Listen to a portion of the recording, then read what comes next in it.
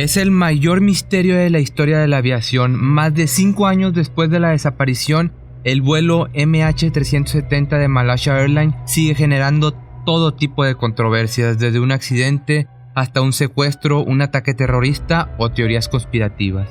La búsqueda para encontrar el Boeing 777 que desapareció el 8 de marzo del 2014 en el Océano Índico tras despegar de Kuala Lumpur fue la más larga que se ha hecho jamás en la historia. Apenas algunos restos del avión fueron hallados en las costas de África y tristemente ninguno de los 239 pasajeros fue encontrado. Hoy en este video te voy a platicar de la hipótesis más probable que pudo haber sucedido con el avión de Malaysia Airlines. Empecemos con un poco de la información básica. El misterio del MH370 inició a las 12:42 de la noche, un 8 de marzo del 2014, cuando el avión despegó del aeropuerto de Kuala Lumpur en Malasia. El capitán era Zahari Ahmad Shah, un piloto de 53 años que era uno de los mejores de la compañía Malasia. Su copiloto era Farid Hamid, un joven primer oficial que se encontraba en su último vuelo de entrenamiento. La mayoría de los 227 pasajeros eran ciudadanos chinos. A estos pasajeros había que sumarle los 12 miembros de la tripulación. El vuelo tuvo su última comunicación con el mundo unos 10 minutos después de la 1 de la mañana. El avión debía contactarse con el centro de Ho Chi Minh en Vietnam porque estaba a punto de ingresar a su espacio aéreo. Como te pudiste dar cuenta, el tono del capitán era normal, tranquilo, para unos segundos después el avión desaparecer. En Malasia nadie se dio cuenta de la desaparición, a diferencia de Vietnam. Intentaron comunicarse con el avión pero no recibieron respuesta. 18 minutos después, 13 más de lo que estaba en el protocolo, los vietnamitas informaron al control de Malasia. Por esas fallas, las operaciones de búsqueda empezaron 5 horas más tarde. En un primer momento, la búsqueda se enfocó en la porción del mar Chino entre Vietnam y Malasia. Los primeros análisis de las señales de los radares descubrieron que cuando desapareció, el avión se dirigía al suroeste, minutos después de la última comunicación con la torre de Kuala Lumpur. Con esto se destaparon todo tipo de hipótesis y teorías. Un aparato tan sofisticado no podía desaparecer de la faz de la Tierra. Lo que se sabe es que cuando desapareció de los radares, el Boeing 777 aún estaba en vuelo. En los días siguientes se descubrió que el avión se había contactado 7 veces con un satélite geoestacionario durante unas 6 horas. Con esto se pudo trazar una línea que iba desde Asia Central hasta la Antártida. El avión cruzó a las 8:19 horas de Kuala Lumpur. Además hicieron más datos basados en el efecto Doppler, que el efecto Doppler es el aumento o disminución de la frecuencia de una onda sonora cuando la fuente que la produce se aleja o se aproxima. Esto permitió establecer que el avión había girado una tercera vez hacia el sur. Con esto pudo definirse una zona en la que el avión podía haberse estrellado, cerca de las costas de Australia, muy lejos de la zona que había indicado las autoridades de Malasia. Esto hizo que la confiabilidad de las investigaciones que llevó a cabo Malasia desataran todo tipo de sospechas acerca de un intento de encubrimiento. También los datos Doppler indicaron que después de 6 horas el avión sufrió un descenso pronunciado hasta 5 veces mayor que una velocidad de descenso normal. Después de 1 o 2 minutos el avión se sumergió en el océano, posiblemente desprendiendo partes antes del impacto.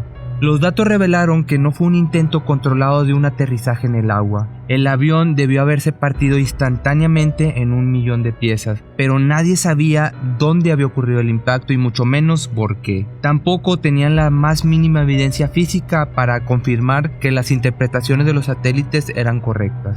Estas incertidumbres sobre el lugar del impacto pudieran explicar por qué no se encontraron restos del avión, lo que podría arrojar una nueva explicación sobre las causas del accidente. Unas pocas partes fueron halladas en la costa de África, en las islas de Reunión, Madagascar y Mozambique. Ahora nos vamos con las 3 investigaciones que hubo. La primera estuvo a cargo de Australia e involucró a una red internacional de países, aviones y barcos. Además contó con la ayuda de un grupo de investigadores independientes. La búsqueda duró 3 años y costó $160 millones, pero no dio resultados. La segunda investigación fue llevada a cabo por Malasia y se enfocó en los pasajeros y la tripulación, pero fue criticada por varios expertos por esconder información sobre Zahari, el piloto. Esto pues ya te lo había comentado. La última de las investigaciones se encontró como responsable a la Agencia de Aviación de Vietnam y a los controladores de Kuala Lumpur y denunció la interferencia del gobierno malasio que según ellos intentaban proteger a sujetos considerados estratégicos, como la compañía aérea o el piloto. Pero aquí viene la pregunta de qué pasó en realidad con este avión. Según las investigaciones, hoy cuentan con elementos suficientes para determinar con un buen grado de aproximación qué pasó ese día. Primero, se sabe que fue un accidente provocado intencionalmente. La ruta que siguió el avión no pudo haber sido provocada por un error humano o una falla técnica. Es imposible que alguien tomara el control del avión sin ingresar a la cabina o que los pilotos estuvieran de acuerdo. Quien manejaba el avión desactivó el piloto automático. Según varios expertos, el avión tomó altura después de desaparecer de los radares, superando los 12.000 metros. Esta maniobra explicaría muchas cosas y hoy se considera la más probable. A esta altitud el avión se despresuriza. Si el ascenso es gradual, los pasajeros ni siquiera advierten de la despresurización.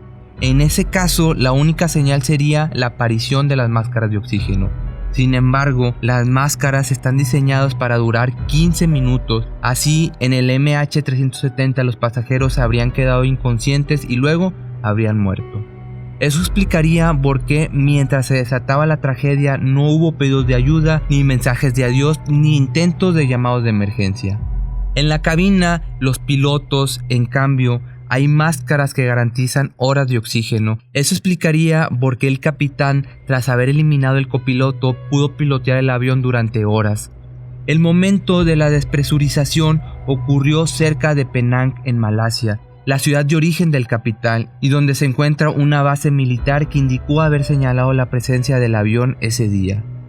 La segunda hipótesis, un secuestro, esta quedó descartada porque debería haber ocurrido en apenas 2 minutos entre las buenas noches de Zahari y el cambio de ruta, y parece imposible que en ese caso los pilotos no pudieran lanzar una alarma. Además, ningún grupo reivindicó el hecho. El sospechoso número 1 entonces sería el capitán Zahari Ahmad. La desaparición del MH370 pudo haber sido un suicidio o un asesinato masivo premeditado. Y el propio comportamiento de las autoridades malasias le dan una fuerza a esta hipótesis. Los primeros informes describieron al capitán como una persona tranquila, un padre de familia, pero investigaciones después revelaron aspectos oscuros de su vida privada. Según el gobierno de Malasia, quería ocultar que uno de los pilotos más experimentados de la aerolínea habría sido el causante de la masacre.